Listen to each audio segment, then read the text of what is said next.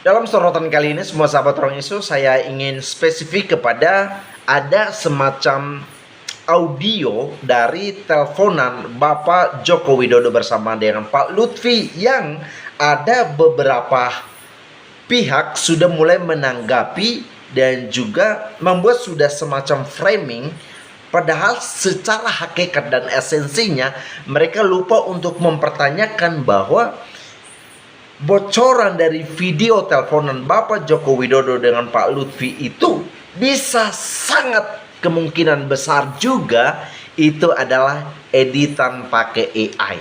Siapa yang mempertanggungjawabkan bocoran dari audio teleponan Bapak Joko Widodo dengan Pak Lutfi tersebut? Siapa yang bisa membuktikan bahwa itu benar-benar nyata adanya dan fakta yang tidak dapat dibantahkan oleh siapapun? Siapa? Nah, jadi sebelum kita membuat tanggapan secara spesifik tentang bocoran dari audio tersebut, kita harus menguji dulu valid atau tidak siapa yang menyebarkan itu. Ya, saya khawatirkan jangan sampai ini semacam framing yang sengaja dibuat oleh lawan politik dari Bapak Joko Widodo untuk supaya menjatuhkan, ya, bahkan tidak sekedar menjatuhkan, tetapi bagaimana supaya Bapak Joko Widodo itu dapat dipenjarakan. Jadi jelas, ini artinya lawan politik dari Bapak Joko Widodo yang saat ini sedang mereka mengakali gimana caranya. Ya, jelas kalau kita sedikit melihat ke belakang, sejauh ini Bapak Joko Widodo itu begitu sangat banyak sekali, ya, sangat gencar sekali lawan-lawan politiknya itu membuat framing yang sampai akhirnya tidak sedikit berdampak kepada masa jabatan Bapak Presiden Joko Widodo waktu itu. Mereka sudah mulai melancarkan fitnahan, mereka sudah mulai membuat banyak caci makian yang tidak enak dan layak untuk didengar. Secara etika dan keadaban di dalam ketimuran kita pun juga semakin kabur. Kita kembali lagi semua sahabat Ruang Isu, bahwa persoalan dari penyebaran audio dari teleponan Bapak Joko Widodo dengan Pak Lutfi tersebut ada semacam muatan dari strategi politik yang dimainkan oleh Bapak Joko Widodo.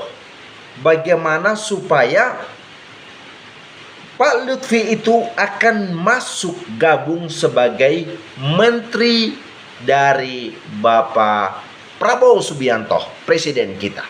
Lalu Kaisang akan mengganti posisi dari Pak Lutfi itu sebagai seorang gubernur di Jawa Tengah. Tetapi apakah memang demikian? Atau apakah semudah itu? Saya tidak ingin panjang lebar semua sahabat Ruang Isu, tetapi mari kita simak dulu bocoran dari video teleponan tersebut, ya, oleh Bapak Joko Widodo dengan Pak Lutfi di dalam video berikut ini. Mari kita simak bersama. Ya, seperti tadi yang disampaikan Pak Lutfi, Iya Pak, siap. itu nanti jadi di Jawa Tengah. Siap. Itu bisa nanti ya masuk kabinet Pak Presiden Siap. Prabowo. Lalu nanti biar Kaisang yang di Jawa Tengah. Beredar video percakapan Jokowi dengan Lutfi, calon gubernur Jawa Tengah, di mana Jokowi ini telah men-setting atau mengatur nantinya ketika Lutfi terpilih menjadi gubernur akan digantikan oleh Kaisang dengan cara nanti Lupi ini akan menjadi menteri kabinet Prabowo. Wah, memang gila ini Jokowi, memang betul-betul haus jabatan ini Jokowi. Lantas sampai kapan republik ini di tangan Jokowi? Ini artinya kepemimpinan Presiden Prabowo ini adalah kepemimpinan Jokowi 3 periode. Ini kan hanya bonekanya ini Prabowo ini kalau kita lihat dari percakapan ini. Bahkan semua dia mengendos calon-calon di beberapa daerah. Ini artinya keserakahan dan kehausan jabatan dan keinginan untuk berkuasa seumur hidup dari Jokowi ini sudah sangat terlihat nyata. Oleh karena itu, masyarakat Indonesia harus cerdas. Semua para pengikut Jokowi ini mulai hari ini haruslah mulai sadar. Ya, jangan lagi para pemuja Jokowi ini selalu membabi buta mendukung Jokowi. Saya terus terang, 2014 saya pendukung Jokowi, 2019 saya juga pendukung Jokowi. Boleh dicek semua jejak digitalnya bagaimana saya dulu berjuang untuk memenangkan Jokowi. Tetapi ketika saya lihat dia tidak lagi menghormati negara demokrasi, bahkan berani mengotak-atik aturan untuk memuluskan langkah anaknya. Mulai dari situ saya berpikir bahwa ternyata yang saya dukung ini bukan orang yang tepat. Oleh karena itu, berhentilah para pemuja Jokowi untuk menghambakan Jokowi. Sekian dan terima kasih. MVP di pilkada kali ini namanya Joko Widodo. Suka nggak suka nih sama Jokowi, skill politik doi emang legendaris. Ini kalau di bola levelnya setara Johan Cruyff lah. Ya lu bayangin di kandang Banteng, Jawa Tengah, Bantengnya tumbang. Kalau di Jawa Barat kita nggak heran Banteng tumbang, emang survei jelek banget. Di Jawa Timur pun ya Kofifa itu di atas angin lah. Tapi ini kita ngomongin Jawa Tengah. Di Sumut Edi kalah, tapi ya itu bisa diprediksi sesuai survei. Jawa Tengah, meskipun di Bali gagal tuh Jokowi numbangin Banteng, tapi ya nanti 2029 pasti akan dicoba lagi. Kalau di Banten itu bukan urusan Jokowi lah, itu yang hebat Prabowo-nya. Kalau di Banten lebih tepatnya Dondas. Kalau ngomongin siapa yang paling amsyong di pilkada kali ini, menurut gua ada dua partai, PDI sama PKS. PDI ini di level gubernur banyak tumbang. Meskipun kalau ngomongin wali kota bupati masih banyak menang ya. Tapi ya kalah di Jawa Tengah itu pedih banget sih. Berat banget. Nah kalau ngomongin PKS, menurut gue ini yang paling amsyong. Bayangin di Jawa Barat, suara presiden PKS Ana Saiku nggak nyampe 20%. Ini kan Jawa Barat kandang PKS. Di Sumatera Barat masih menang karena incumbent, tapi level wali kotanya seorang Chef Iqbal kalah. Ini kita ngomongin Chef Iqbal nih. Ini politisi PKS, kader PKS yang ngetop banget, debat jago, terkenal masih kalah. Bahkan yang gue lebih kaget lagi, di Depok dan di NTB. Di NTB Pak Zul gue kira akan menang muda. Pak Zul nih, ini Pak Zul orang top nih. Kaget. Dan gue percaya ini pilkada 2024, ini momen awal Pilpres 2029, ini momen awal nih sekarang nih. Jokowi meskipun gak punya partai, sekarang ini megang Jawa Tengah. Ini kekuatan buat Pilpres nanti. Ya sekarang PDI sama PKS, dia mesti bebenah habis-habisan. Si Jokowi itu lu harus jadikan teman. Lu jadikan dia lawan, modal sendiri lu kan. Oh sorry, ya toh modal sendiri lu. Jangan salahkan orang lain, salah lu sendiri. Mestinya lu punya orang, mestinya lu pakai, enggak aja lu pakai, malah lu bikin jadi lawan. Modern lu.